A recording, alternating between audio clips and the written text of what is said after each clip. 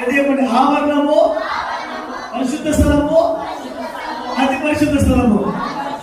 ఆవరణము, పరిశుద్ధ స్థలము, అతి పరిశుద్ధ స్థలము.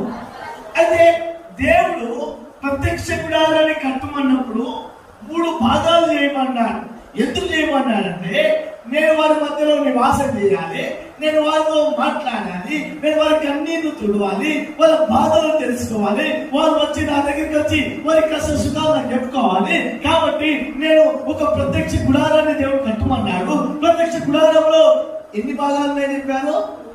1 మొదటి అందరూ చెప్పండి, ఆవరణము. హల్లెలూయా. 2ది పరిశుద్ధ స్థలము. 3ది అతి పరిశుద్ధ స్థలము. అయితే ఈ ఆవరణంలో ప్రవేశించినప్పుడు బలిపీఠం ఉంటుంది. ఏముంటుంది? హల్లెలూయా.